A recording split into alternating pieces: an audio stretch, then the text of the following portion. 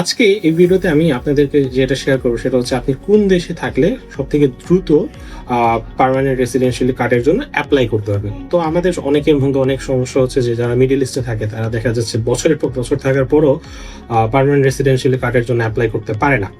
তো আমি আজকে আপনাদের কয়েকটা দেশের নাম বলবো। সেটার মধ্যে সর্বপ্রথম যে দেশটা হচ্ছে সেটা ইউএসএ। ইউএসএ তে যদি আপনি 5 বছর স্টে করেন সেক্ষেত্রে আপনি পার্মানেন্ট রেসিডেন্সিয়াল কার্ড কিংবা গ্রিন কার্ডের জন্য অ্যাপ্লাই করতে পারবেন। দ্বিতীয় যে কান্ট্রিটা সেটা সবার পছন্দের কান্ট্রি কানাডা। কানাডাতে আপনি মাত্র 3 বছর স্টে করলে আপনি পার্মানেন্ট রেসিডেন্সিয়াল কার্ডের জন্য অ্যাপ্লাই করতে পারবেন। থার্ড যে কান্ট্রিটা সেটা হচ্ছে ইটালি।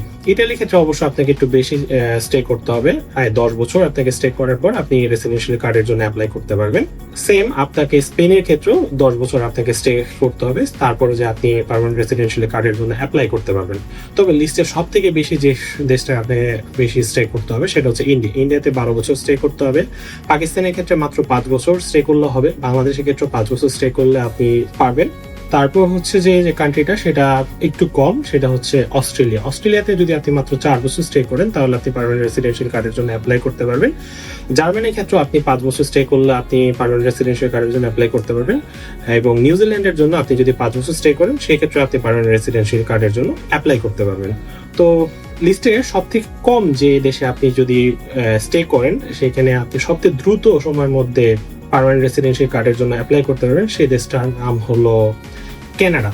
কানাডাতে মাত্র 3 বছর সময়ের মধ্যে আপনি পার্মানেন্ট রেসিডেন্সিয়াল কার্ডের জন্য অ্যাপ্লাই করতে পারবেন, যেটা বিশ্বের অন্য যে কোনো দেশের তুলনায় সব থেকে ফাস্টেস্ট সময়ের মধ্যে আপনি অ্যাপ্লাই করতে পারবেন। তবে এখানে একটা বিষয় হলো যে কানাডাতে লিভিং এক্সপেন্স একটু বেশি, তো অ্যাপ্লাই করার আগে ডেফিনেটলি একটু ভেবেচিন্তে অ্যাপ্লাই করবেন।